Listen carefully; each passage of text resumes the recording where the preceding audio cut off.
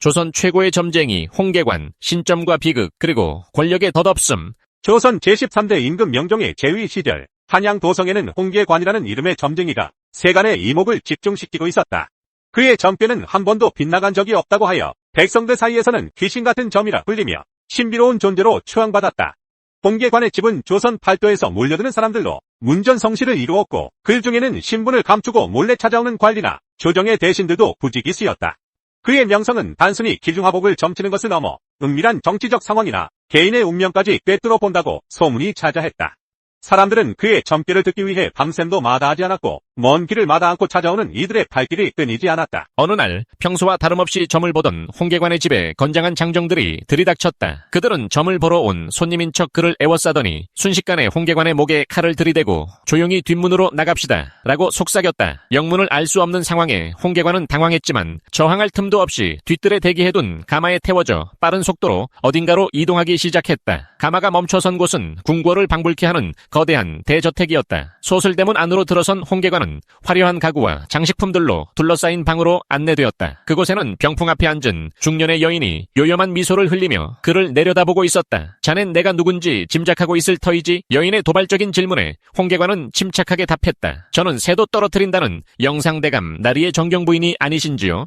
홍계관의 정확한 대답에 여인은 만족한 듯 크게 웃었다. 그녀는 바로 영의정 윤원영의 애첩이자 남편의 의세를 등에 업고 국정농단을 일삼던 희대의 요녀 정난정이었다. 원래 미천한 관비의 천출 출신이었던 정난정은 빼어난 미모로 권력의 최고 실세인 윤원영의 애첩이 된 후 문정왕후의 총애와 윤원영의 막강한 권력을 등에 업고 정실부인 독살, 사리사욕을 채우기 위한 부정부패, 정치 개입을 통한 국정농단 등 온갖 악행에 앞장섰던 인물이었다.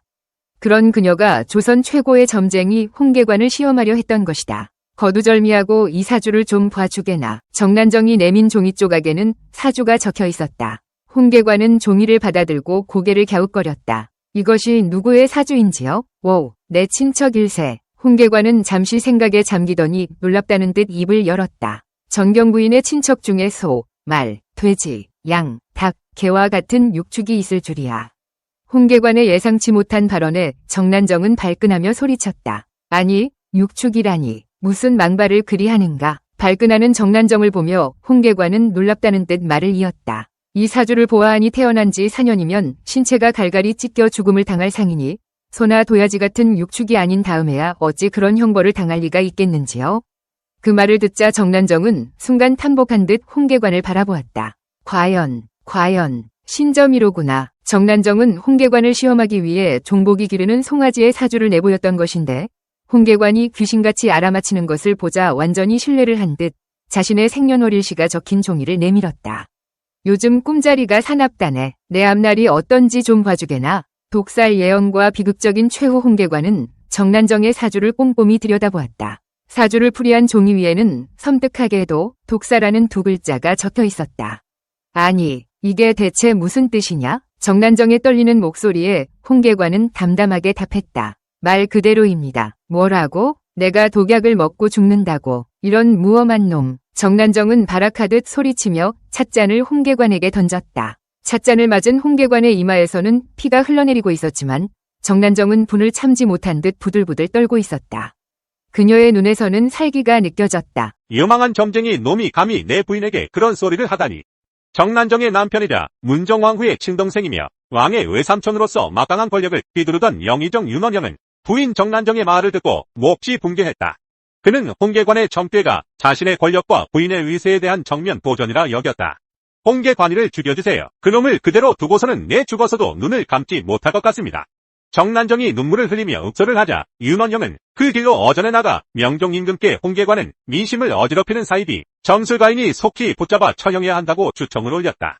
윤원영의 막강한 권력 앞에서 명종은 그의 청을 거절하기 어려웠다. 다음날 새벽같이 들이닥친 형리들에게 붙잡혀 왕궁으로 끌려간 홍계관은 임금 앞에 꿇어 엎드렸다. 명종은 점쟁이의 명성에 호기심이 일면서도 혹세무민한다는 윤원영의 주청에 고심하는 듯했다. 네가 홍계관이란 점술가드냐? 혹자는 너를 신복이라 하고 혹자는 너를 혹세무민한다 하니 너를 처벌하기 전에 어느 것이 진실인지 알고자 한다. 임금이 손짓하자 내관이 상자를 들고 와 조심스레 홍계관 앞에 놓았다. 그 상자 안에 안에 무엇이 들어있는지 맞춰보아라. 어명을 받은 홍계관은 잠시 눈을 감고 생각에 잠겼다. 이윽고 눈을 뜨고 답했다. 쥐인 줄로 아옵니다. 홍계관의 정답에 임금은 감탄한 듯 고개를 끄덕였다. 허면 그 속에 쥐가 몇 마리 들었는가? 3마리입니다. 홍계관은 자신있게 대답했지만 임금은 노에서 소리쳤다. 저자에게 상자 속에 든 걸 보여주어라. 내관이 상자를 여니 그 안에는 쥐 1마리만 들어있을 뿐이었다. 점구엔 분명 3마리라고 나왔는데 어찌된 영문인지 모를 일이었다. 임금과 대신들 그리고 형리들은 홍계관이 드디어 틀렸다며 수군거렸다. 당황하는 홍계관을 보며 진노한 왕이 불호령을 내렸다.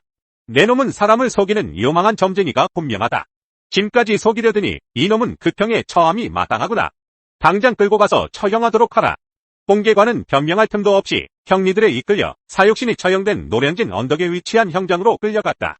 죽음이 코앞에 닥쳤지만 그는 마지막 희망을 버리지 않았다. 형리 앞에 꿇어앉아 마지막 점을 쳐보니 한식형만 버틴다면 살 수 있겠다는 괴가 나왔다. 형리 양반, 내 마지막 소원이니 한식형만 기다렸다 형을 집행해 주시오.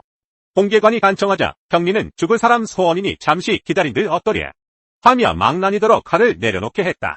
그 짧은 기다림은 홍계관에게는 영원과 같은 시간이었을 것이다. 그 시각 명종은 신복이라는데 혹시나 내가 착각한 것은 아닐까 하는 의구심이 들었다. 그는 다시 상자를 열고 쥐의 배를 가르도록 시켰다. 놀랍게도 쥐의 뱃속에는 새끼 2마리가 들어있었다. 홍계관의 점과의대로 쥐는 3마리였던 것이다. 크게 놀란 임금은 다급하게 명을 내렸다. 홍계관은 신복이 분명하다. 속히 가서 그의 처형을 멈추게 하라. 어명을 받은 전령이 급히 말을 몰아 한강 나루를 건너며 멀리 형장을 바라보니 망나니가 홍계관의 목을 금방이라도 내려칠 듯 칼춤을 추고 있었다. 어명이요 사형을 중지하라. 전령은 다급하게 소리치며 손을 흔들었다. 그러나 멀리서 말을 탄 전령이 뭐라고 소리 지르며 손을 흔드는 모습을 본 형리는 그 외침을 제대로 듣지 못하고 오히려 망나니에게 소리쳤다. 어서 서두르게 빨리 집행하라고 야단일세. 그 말이 떨어지기 무섭게 망나니의 칼이 바람을 갈랐다. 신복으로 불리며 한시대를 풍미한 점쟁이 홍계관은 그렇게 형장의 이슬로 사라졌다.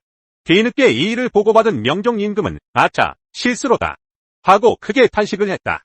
이 비극적인 사건 이후 형장이었던 광나루 응화대를 끼고 있는 산을 아차산이라 불렀다고 한다. 임금의 탄식처럼 아차하고 후회하는 순간에 벌어진 일이었기 때문이다. 그리하여 사육신묘로 올라가는 이 고개 또한 아차고개라고 불리게 되었다는 슬픈 야사가 전해진다. 홍계관의 비극적인 죽음은 여기서 끝이 아니었다. 그의 마지막 예언은 자신을 죽음으로 몰아넣은 정난정의 운명까지 정확히 꿰뚫고 있었다. 그 후 정난정은 남편 윤원형의 전처였던 김씨를 독살했다는 혐의로 사약을 받을 위기에 처하자 결국 스스로 독약을 마시고 자살로 생을 마감했다. 그녀의 죽음으로부터 불과 5일 뒤 남편 윤원형마저도 자살로 생을 마감했으니 홍계관의 독사라는 예언이 적중한 셈이었다. 권력을 쥐고 휘둘렀던 두 거악의 비극적인 종말은 홍계관의 신점의 신비로움을 더욱 부각시켰다. 홍계관의 이야기는 단순히 한 점쟁이의 기이한 일화가 아니다. 이는 조선시대 권력의 속성 그리고 그 권력에 맹목적으로 매달린 이들의 비극적인 운명을 보여주는 생생한 증거다. 아무리 뛰어난 능력을 가졌더라도 권력의 정점에서 벗어나려 하거나 권력자에게 거슬리는 예언을 할 경우 그 생명을 보존하기 어려웠던 당시 사회의 냉혹함을 드러낸다. 동시에 권력을 쥐고 모든 것을 통제할 수 있다고 믿었던 정난정과 윤원형조차 결국 예측할 수 없는 운명 앞에서 무력했음을 보여주며 권력의 덧없음을 상기시킨다. 홍계관의 신점은 결국 그 자신에게도 그리고 그에게 권력을 휘둘렀던 이들에게도 피할 수 없는 비극적인 운명을 예고했던 셈이다. 그의 이야기는 오늘날까지도 권력의 속성과 인간의 운명에 대해 깊은 질문을 던지고 있다. 조선시대의 과학과 기술, 우리가 몰랐던 조선의 혁신. 조선시대는 유교적인 이념을 바탕으로 정치와 사회 질서가 운영된 시기였지만 동시에 과학과 기술 분야에서도 상당한 혁신을 이룬 시기였습니다. 서양의 기술에 비해 상대적으로 주목받지 못했지만 조선은 독자적인 과학 발전과 독창적인 발명품을 통해 그 시대의 필요를 충족하며 높은 수준의 기술력을 보유하고 있었습니다. 특히 천문학, 의학, 농업 기술, 금속 공예 등 다양한 분야에서 혁신적인 발전이 이루어졌습니다. 1. 천문학과 기상 관측. 조선시대는 천문학을 국가 운영의 중요한 기초로 삼았습니다. 천문학을 통해 농업활동을 계획하고 국가의 공식적인 행사 일정을 정하며 기상 변화까지 예측하려 했습니다. 이러한 천문학적 연구는 매우 정교하고 체계적으로 이루어졌습니다. 혼천해. 조선 초기 세종대왕 시절 장영실이 제작한 혼천이는 하늘의 별과 천체의 움직임을 관측하는 기구입니다.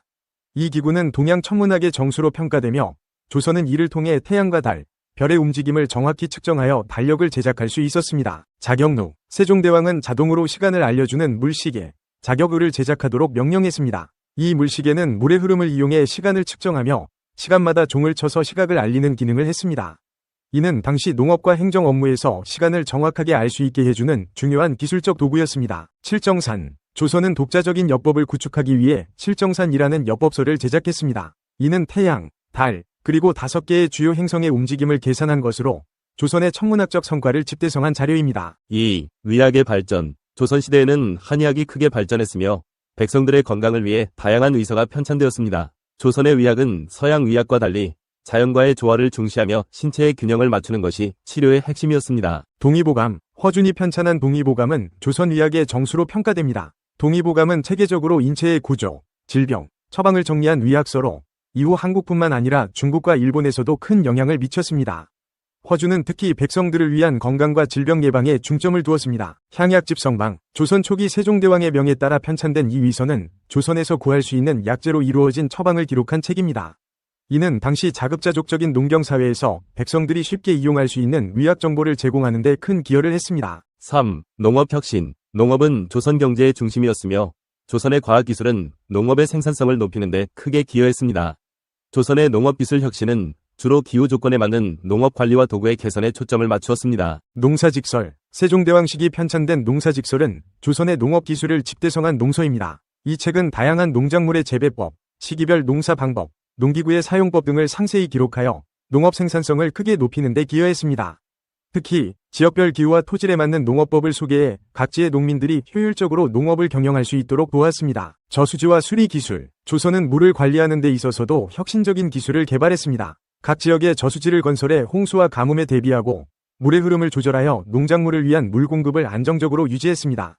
이러한 수리 기술은 농업 생산성을 높이는 데 매우 중요한 역할을 했습니다. 4. 금속공예와 무기 제작. 조선은 금속공예와 무기 제작에서도 뛰어난 기술력을 자랑했습니다. 이 시기에는 정교한 금속공예품뿐만 아니라 전투력을 높이기 위한 다양한 무기 개발도 이루어졌습니다. 화차. 조선의 대표적인 군사기술 중 하나인 화차는 여러 개의 화살을 동시에 발사할 수 있는 다연장 화기입니다. 이는 조선의 전투에서 매우 중요한 역할을 했으며 군사적 혁신으로 평가받습니다. 거북선. 이순신 장군이 개발한 거북선은 조선 수군의 핵심 무기였습니다. 거북선은 적의 공격을 막을 수 있는 철갑을 두른 배로 전투에서 큰 활약을 했습니다. 이 혁신적인 배는 당시 세계적으로도 독창적인 발명품으로 평가받습니다. 5. 인쇄술과 출판 문화. 조선은 목판 인쇄술과 활판 인쇄술을 발전시켜 서적 출판에 있어서도 혁신적인 기술을 보유하고 있었습니다. 이는 지식의 대중화와 학문 발전에 큰 기여를 했습니다. 직지심체요절. 고려시대 말 제작된 직지심체요절은 세계 최초의 금속 활자본으로 조선시대에는 이 활판 인쇄 기술이 더욱 발전했습니다. 조선의 활판 인쇄는 서적의 대량 출판을 가능하게 하여 지식과 정보를 더 널리 퍼뜨릴 수 있게 했습니다. 왕실의 출판 사업. 조선의 왕실은 학문과 지식을 발전시키기 위해 다양한 책을 편찬하고 출판하는 데 앞장섰습니다. 특히 왕실 주도로 이루어진 경연에서 다양한 학문적 성과들이 논의되었고 이를 바탕으로 많은 책들이 편찬되었습니다. 결론으로 조선시대의 과학과 기술은 당시 사회와 경제의 요구를 충족시키기 위해 끊임없이 발전하고 혁신을 이루어냈습니다. 천문학, 의학, 농업, 금속공예, 인쇄술 등 다양한 분야에서 조선은 독창적인 기술과 과학적 성과를 이뤄냈으며 이는 오늘날에도 중요한 역사적 유산으로 남아있습니다. 이 비디오가 유용했다면 좋아요와 구독 버튼을 눌러주세요. 건강한 삶을 위한 더 많은 팁을 공유할 테니 계속해서 성필원 채널을 지켜봐 주세요. 감사합니다.